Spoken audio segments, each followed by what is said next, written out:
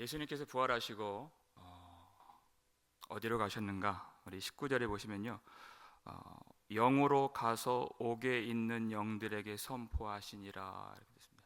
옥에 있는 영들에게 선포하시니라. 그래서 어떤 사람들은 이 구절을 해석할 때 예수님이 지옥으로 내려가서 불순종하여 죽은 자들에게 복음을 전해서 다시 구원받을 수 있는 기회를 주신다라고 해석을 하는 사람이 있다고 했습니다.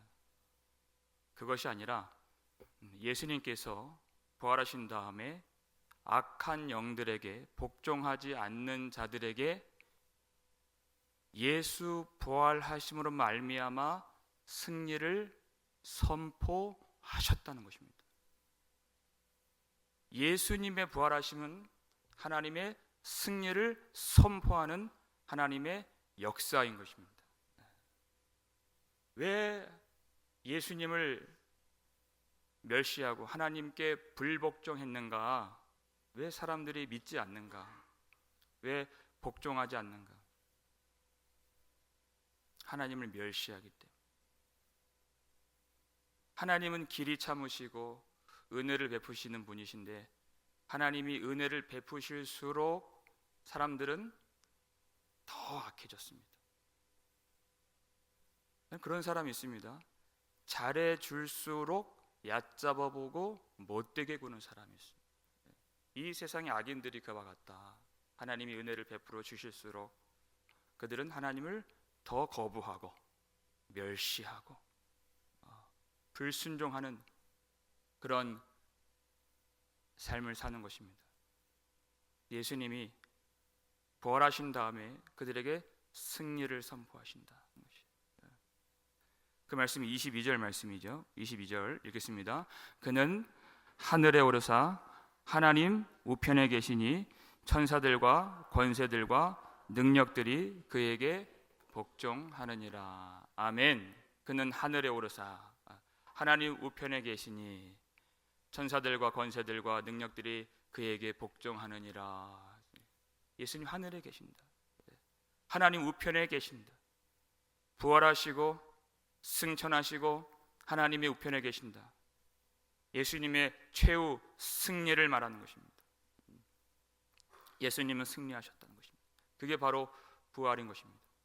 그 승리하신 예수님을 아는가, 성도들이 아는가 하는 것이, 지금 핍박을 당하고 있는 성도들이 예수님을 안다면 세상이 우리를 억압하고 억누르고 박해하고 미워하고 멸시하는 그 문제가 아니라 우리가 부활하신 예수님, 보좌 우편에 앉아 계신 예수님을 안다면 얼마나 능력 있게 믿음을 지키며 주님을 바라보며 승리하며 살 것인가 하는 것입니다.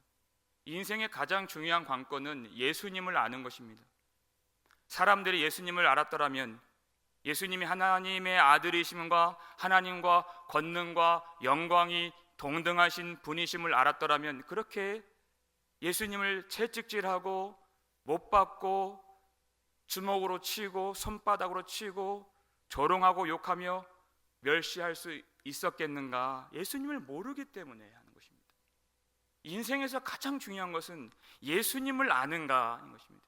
예수님을 모르기 때문에 예배를 하지 않는 것이고, 예수님을 모르기 때문에 순종하지 않는 것이고, 예수님이 누구신지 모르기 때문에 다 그 모양으로 사는 것입니다.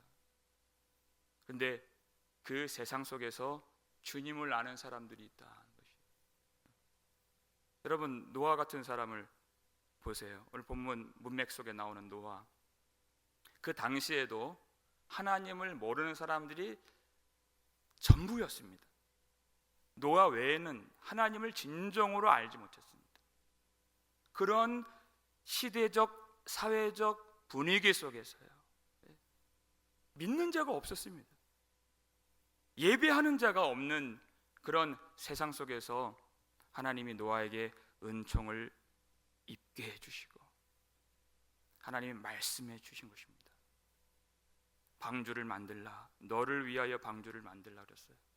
그때 노아가 방주를 지으면서 모든 세상 사람들의 관심은 하나님께 있지 않고 누가복음 17장에서 우리가 확인했던 것처럼 먹고 마시고 사고 팔고 집을 짓더니 이것만, 이 세상 속에서의 생활만 생각했던 그런 사람들 속에서 그는 방주를 지었다는 것이에요. 그가 연장을 가지고 탕탕탕 이 방주를 짓는 그 소리가 어떤 소리와 같습니까?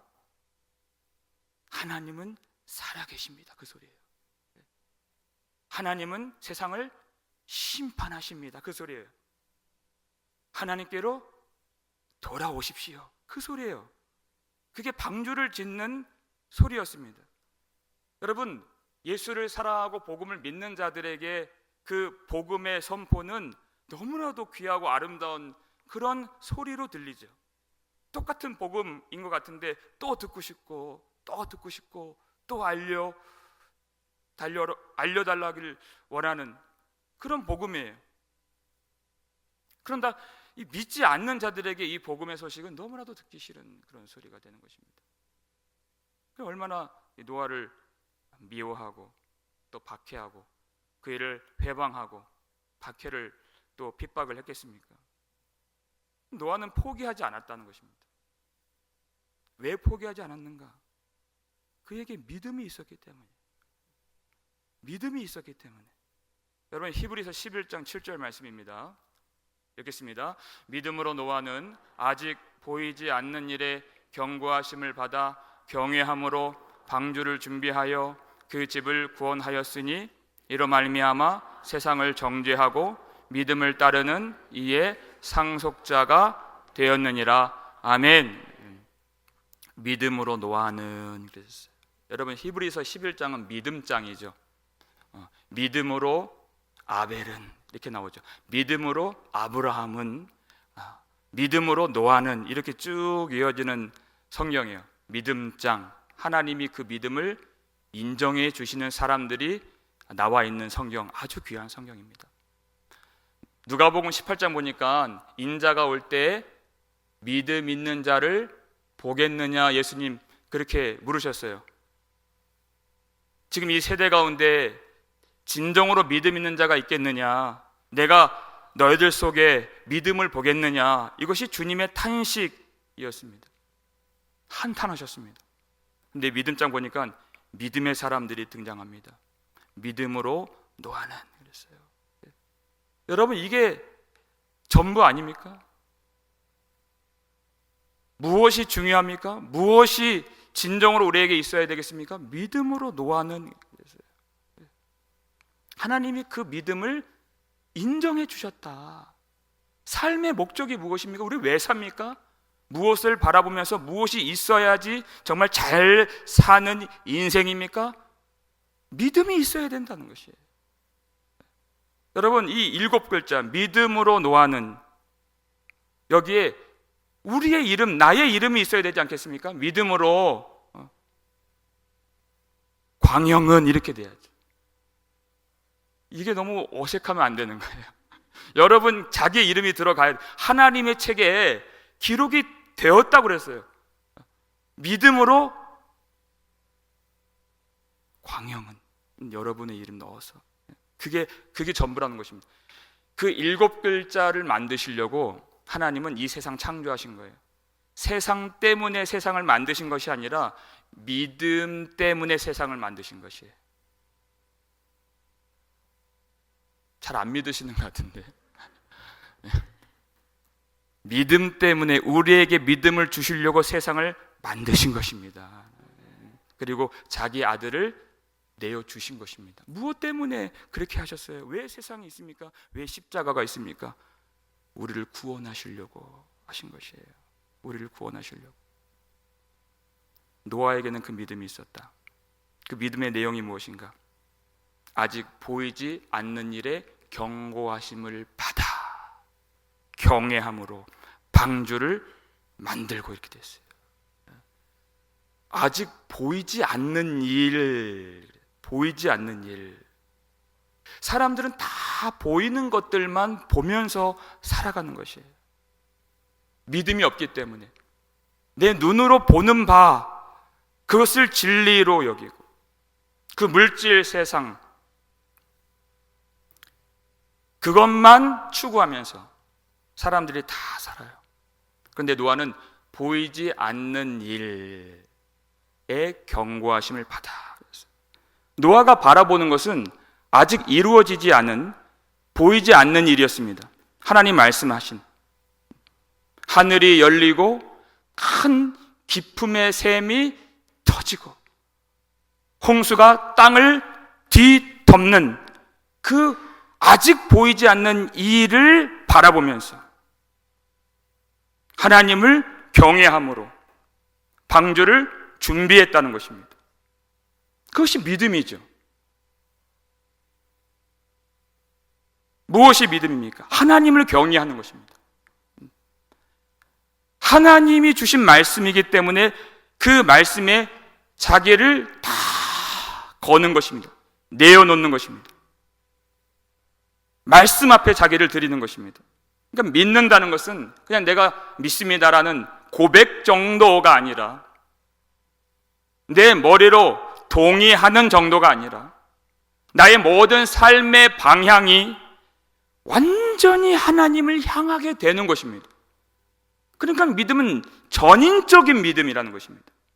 우리의 전부가, 우리의 모든 생활이, 생각이, 우리의 중심이, 모든 시간이, 모든 열정이, 모든 힘과 에너지가 다 하나님의 말씀에 두어지는 것, 그것이 믿음이라는 것입니다. 그래서 그는 모든 인생을 다 주님께 바쳐서 사람들이 그렇게 미워하고 조롱하고 멸시하는 가운데 포기하지 아니하고 하나님을 경외하기 때문에 방주를 만들었습니다.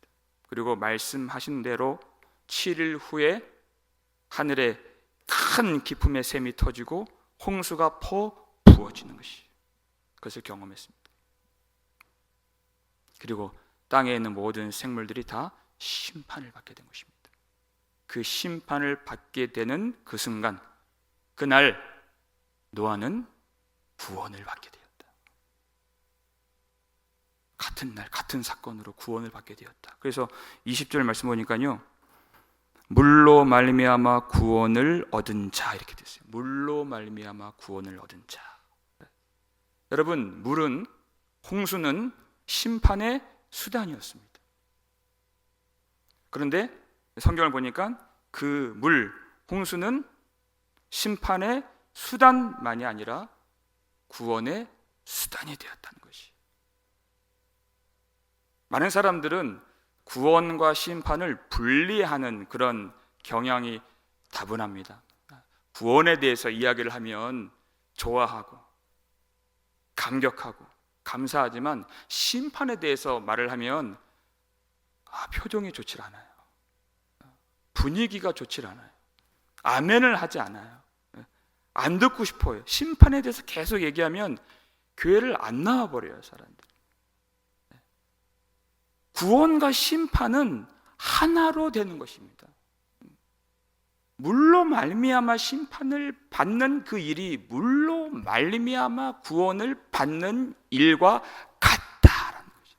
같다. 분리해서 나누어서 생각할 수 있는 구원과 심판이 아니다라는 것이에요.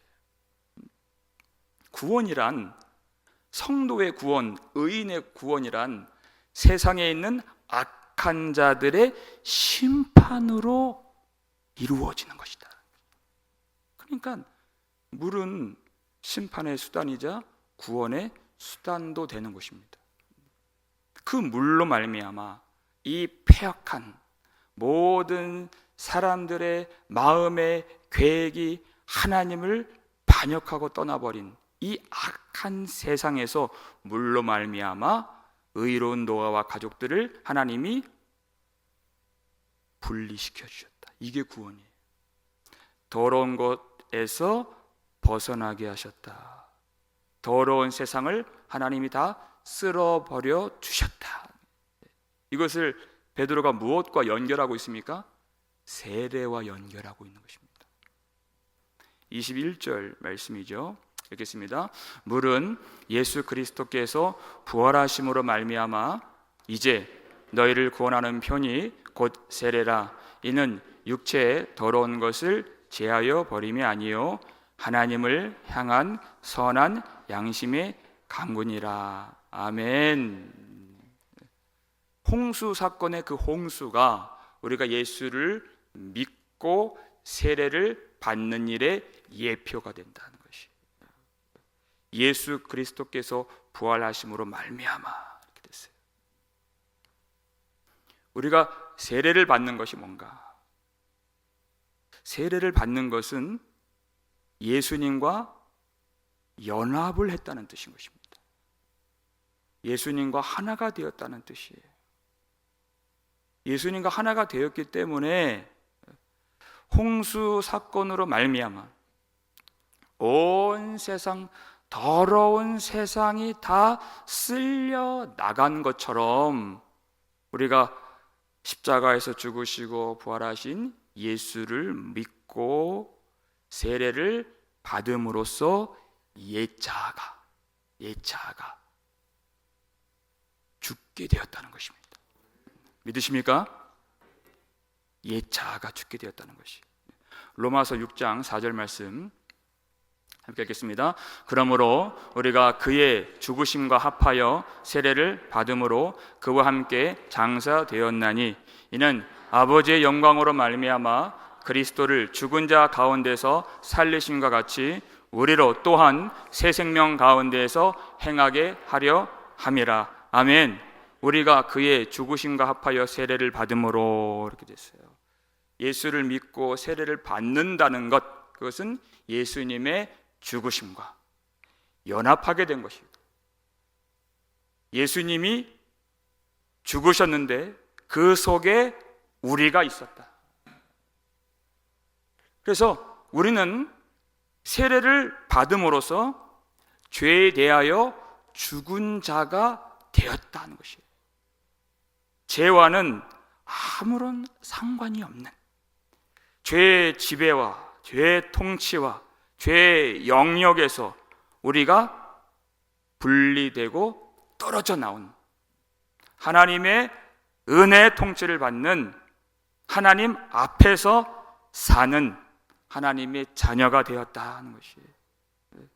가끔 그럴 때가 있어요. 내가 죄로 무너지고 실패할 때, 내가 연약할 때, 내가 죽어야지, 내가 죽어야 하는데 내가 못 죽었구나. 여러분, 우리가 경건 생활하면서 그렇게 말할 수 있습니다. 할 수 있어요. 내가 실패했다는 의미로 우리 받아들이면 돼요. 그러나 교리적으로 사실상 내가 죽어야지는 그런 차원의 죽음이 아니라는 것이, 내가 죽어야지 해서 죽는 것이 아니라 우리가 예수를 믿고 세례를 받음으로써 죄에 대하여 죽은 자가 되었다는 것입니다.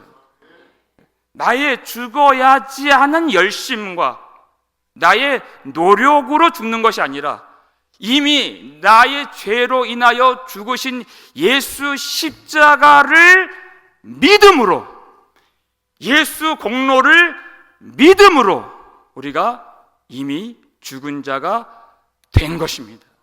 믿음으로 되는 것이다.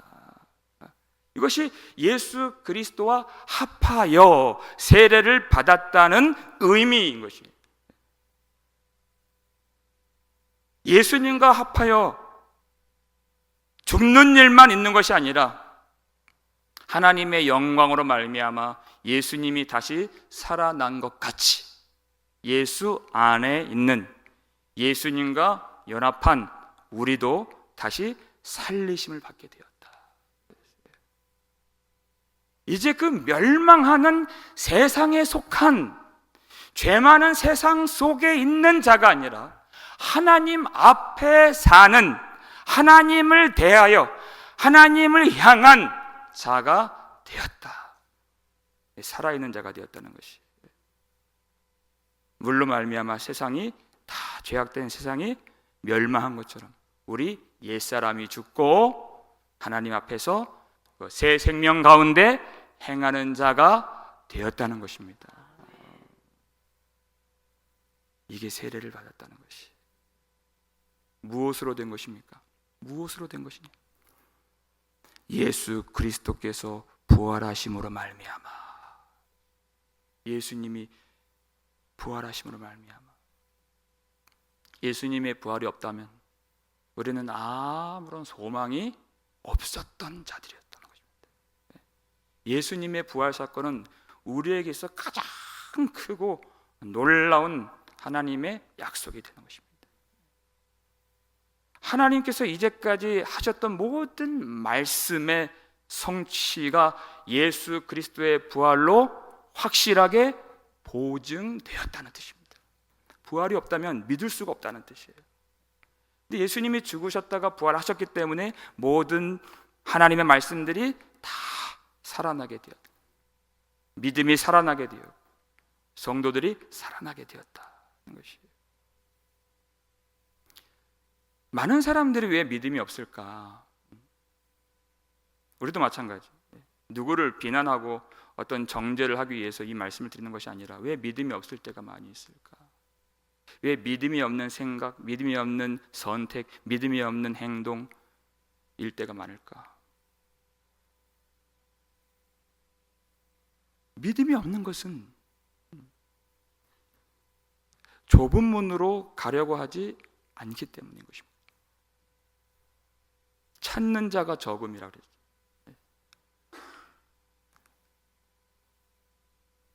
노아 시대에 구원받은 자가 몇 명이냐 그랬어요. 단지 불과 고작 8명 뿐이라고 그랬습니다. 믿는 자가 많이 없다. 주님과 함께 고난을 받으려고 하지 않는다. 믿음의 길에는 반드시 십자가가 수반되는데 그것을 취하려고 하지 않기 때문에 예수 그리스도를 모르기 때문에 예수님이 지금 어디에 계시는가? 예수님이 누구신가? 성도들에게는 항상 피할 수 없는 멸시와 천대와 또 핍박과 고난, 어려움들이 있습니다. 근데 예수 그리스도께서 어떻게 승리를 하셨는가? 예수 그리스도께서 지금 어디에 앉아 계시는가를 안다면 성도들은 이렇게 초라하게, 비굴하게, 두려워하면서 살지 않을 것이다. 그 뜻이에요. 예수 그리스도의 영광을 지금 보고 있는 참 성도라면 지금도 하나님 앞에 살아있고 믿음을 지키기 위하여 많은 것들을 빼앗기고 집과 전토와 직업과 신분을 빼앗기고 목숨까지 빼앗길지라도 예수님이 부활하시고 승천하셔서 하나님 보좌 우편에 앉아 계시고 우리가 예수 그리스도와 합한 자라는 것을 믿는다면 어찌 그 길로 가지 않겠는가 하는 것이, 그것이 그 믿음의 표가 세례라는 것입니다. 그런데 세례를 설명할 때 이는 육체에 더러운 것을 제하여 버림이 아니요 하나님을 향한 선한 양심의 강군이라 이렇게 됐어요.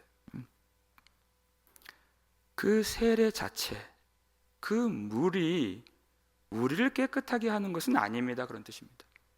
세례라고 하는 그 의식이 우리를 구원해 주는 것은 아닙니다. 예수 그리스도의 십자가와 부활하심으로 말미암아 예수님과 연합이 되어서 우리가 이제는 멸망하는 세상 속에 속한 자가 아니라 살아있는 하나님 앞에서 사는, 하나님에 대하여 사는 자가 되었기 때문에 하나님을 바라보면서 하나님 앞에 나아갈 수 있게 되었다는 뜻이에요. 하나님을 향한 선한 양심의 강군이라 이렇게 됐어요. 예전에는 오로지 세상만 바라봤던, 세상만 마음에 품었던 그 양심이, 마음이 부패한 자였습니다. 근데 이제는 하나님을 모시고 하나님을 생각하고 하나님 앞으로 나아갈 수 있는 선한 양심을 갖게 되었다는 것이에요. 그 믿는 자들의 특권이 무엇인가? 하나님 앞으로 나아갈 수 있다는 것입니다. 우리 히브리서 10장 22절 말씀이죠. 읽겠습니다. 우리가 마음에 뿌림을 받아 악한 양심으로부터 벗어나고 몸은 맑은 물로 씻음을 받았으니 참 마음과 온전한 믿음으로 하나님께 나아가자. 아멘. 예수 그리스도의 보혈로, 주님의 피로 뿌림을 받아서 악한 양심으로부터 벗어나고,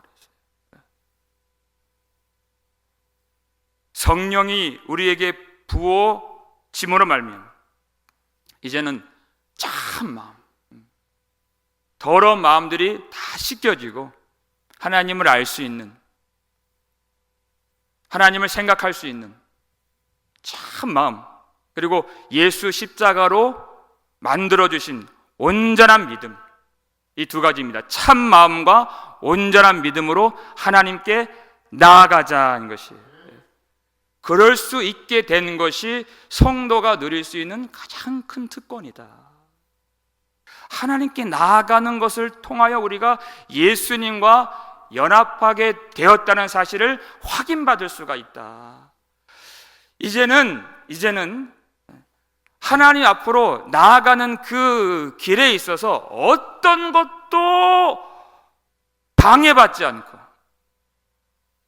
어떤 것도 우리를 막을 수가 없는, 예수님이 하늘 보좌 우편에서 우리의 대제사장이 되어주셨고 예수 그리스도께서 이 땅에서 십자가 위에서 흘리신 보혈로 말미암아 그 몸을 찢어주심으로 말미암아 하나님 앞에 나아갈 수 없었던, 우리 앞을 가로막고 있었던 휘장이 열리게 되었고 하늘의 문이 열려서 하나님 앞으로 나아갈 수 있게 된 것, 우리가 누릴 수 있는 가장 큰 특권이에요.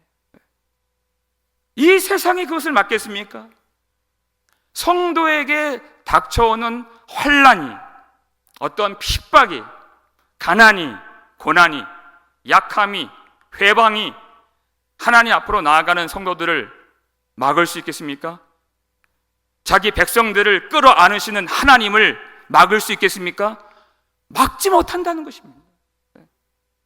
우리의 예배를, 성도의 믿음을, 하나님의 구원의 역사를 무엇이 막겠는가?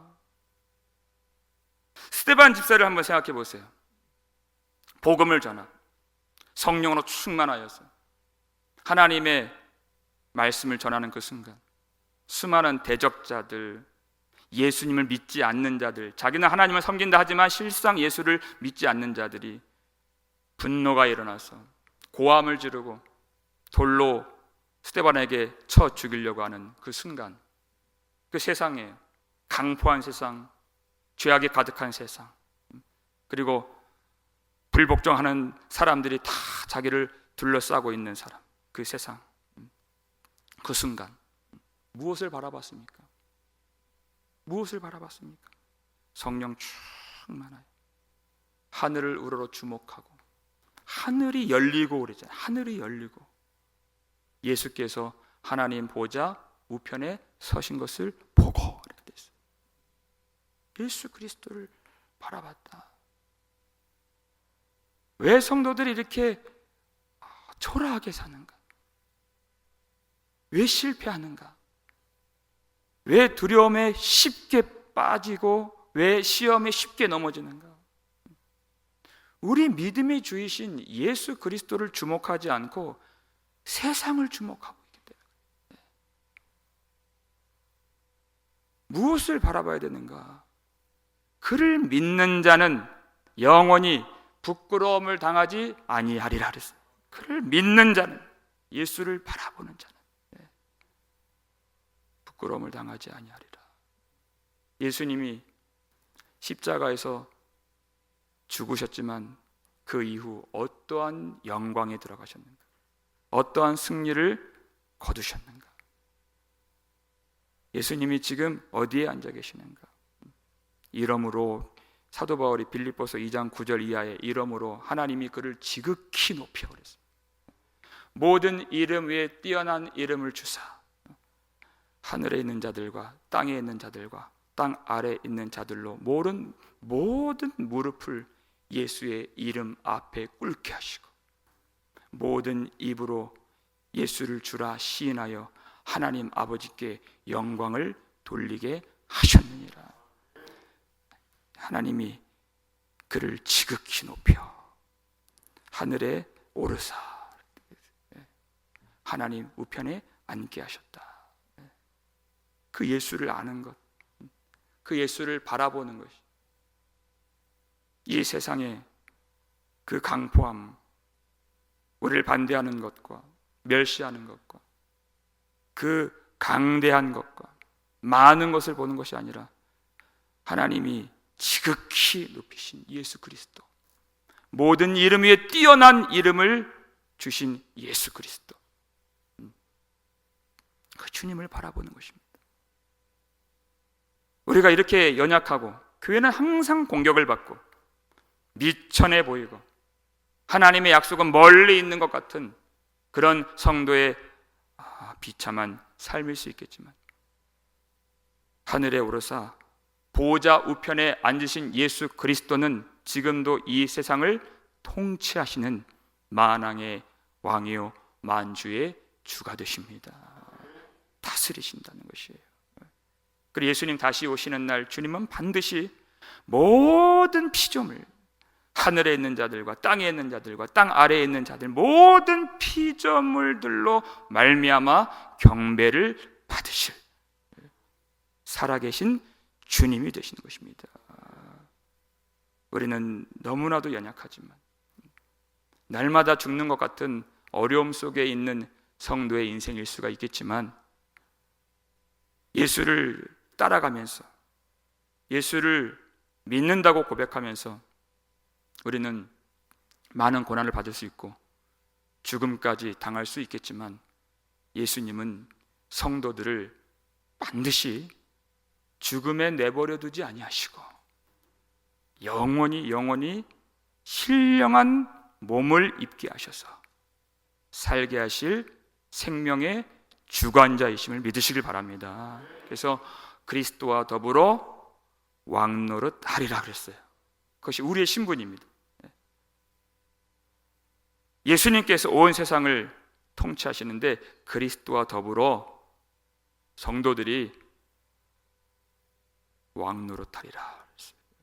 그 보좌 앞에 우리가 들어가게 될 것이다. 주님 안에 있기 때문에. 그래서 우리가 이 땅에서 해야 될 일, 오로지 해야 될 일, 그것은 우리 예수 그리스도를 바라보는 것입니다. 우리 마지막으로 히브리서 12장 2절 말씀 읽겠습니다. 믿음의 주요 또 온전하게 하시는 이인 예수를 바라보자. 그는 그 앞에 있는 기쁨을 위하여 십자가를 참으사 부끄러움을 개의치 아니하시더니 하나님 보좌 우편에 앉으셨느니라. 아멘. 믿음의 주요 또 온전하게 하시는 이인 예수를 바라보자. 예수를 바라보자. 여러분, 세상을 바라보는 것이 아닙니다. 연약한 자기 자신, 그것을 바라보는 것이 아닙니다. 하늘에 오르사 하나님 우편에 앉아 계신 예수를 바라보는 것입니다. 우리가 그 자리에 올라가게 될 것이다 하는 것이에요. 여러분, 믿는다는 것은 예수를 믿기 때문에 우리가 이 땅에서는 손해를 보는 것입니다.